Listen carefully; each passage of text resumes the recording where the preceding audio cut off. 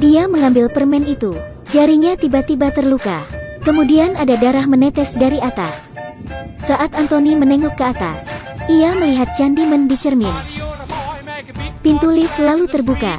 Anthony lalu pergi. Saat di rumah, ia fokus membuat banyak lukisan. Ia lalu berhenti saat ada telepon. Anthony lalu menemui seorang seniman untuk mendiskusikan pameran lukisan. Saat Anthony pulang, ia melihat cermin. Anehnya, bayangannya menjadi Candyman. Ia lalu pergi ketakutan. Setelah itu, seniman itu mati dibunuh Candyman. Saat mendalami catatan Helen, Anthony semakin bingung. Ia lalu menemui Burke lagi. Burke mengatakan, Candyman tidak sendirian.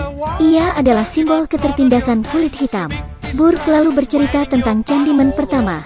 Dahulu kala, seorang konglomerat kulit putih mengundang pelukis untuk melukis putrinya.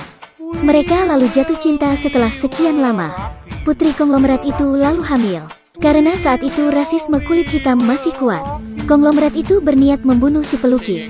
Warga lalu memburu si pelukis. Pelukis tertangkap saat di gereja. Tidak hanya memotong tangan kanannya, mereka menggantinya dengan kain dan membakarnya hidup-hidup. Pelukis itu mati membawa dendam. Jiwanya lalu bergentayangan dan merasuki seorang kulit hitam untuk menuntaskan dendamnya.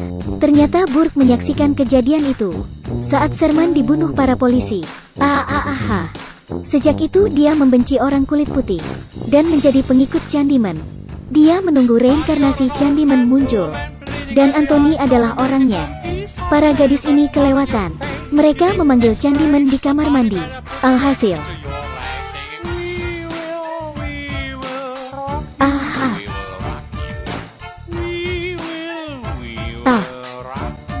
semua itu berawal dari Anthony yang memanggil Candyman. Lalu, karena obsesinya, gambar Candyman muncul di kepalanya. Ia lalu memproyeksikan gambar itu lewat lukisan. Lalu, luka di lengannya menyebar ke seluruh tubuh. Ia lalu dirawat di rumah sakit. Tragedi kamar mandi lalu disiarkan. Anthony yakin itu salah korbannya. Namun ia penasaran. Ia lalu pergi ke rumah ibunya. Saat ibunya melihat kondisi Anthony, ia lalu bercerita. Ternyata Anthony diculik oleh Helen. Namun, bukan atas kehendaknya. Saat itu Helen dirasuki Candyman. Anthony lalu terpilih sebagai penerus Candyman. Sebelum ia mati, Helen bangun di menit terakhir. Dia mengembalikan Anthony ke ibunya karena tak mau dirasuki. Ia memilih mati dengan terjun ke kobaran api. Setelah mendengar cerita itu, Anthony pergi ke kawasan di mana Candyman tinggal. Pada saat yang sama, Brianna datang ke Binatu Burke. Ia lalu menemukan topi Anthony. Setelah berusaha mencari Anthony, ia pergi. Tapi ternyata pintunya terkunci. Tiba-tiba Burke muncul dan menculik Brianna. Saat Brianna bangun, ia disekap di dalam gereja. Tidak hanya itu, Burke lalu melaporkan pada polisi. Dia menemukan pelaku pembunuhan berantai. Anthony juga diikat Burke. Burke lalu memberitahu Brianna. Dia hanya ingin memanfaatkan Candyman atas dendam pribadinya. Setelah itu, ia memotong lengan Anthony dan memasang kait. Untungnya, Brianna berhasil melarikan diri karena Burke ingin memfitnah Brianna sebagai pembunuh berantai. Ia mengejar Brianna sampai dapat, tapi Burke dibunuh oleh Brianna.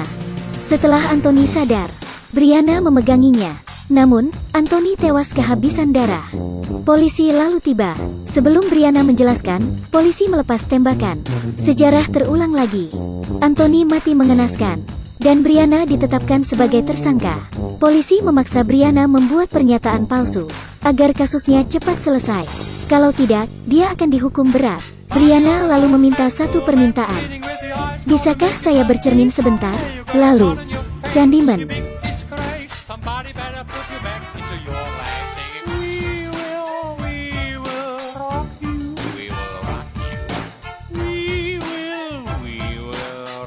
Setelah Candyman membunuh semua polisi, Brianna lalu sadar. Candyman lalu menghampirinya. Urban legend itu muncul. Setelah sekian lama menghilang, ia menginginkan balas dendam yang diakibatkan oleh segregasi kulit putih. Jika saja tidak ada rasisme, mungkin Candyman tak akan pernah ada. Maka dari itu, kita tidak boleh rasis dan saling menghormati antar ras. Sekian video kali ini. Jangan lupa like, follow dan share. Sampai jumpa di video selanjutnya.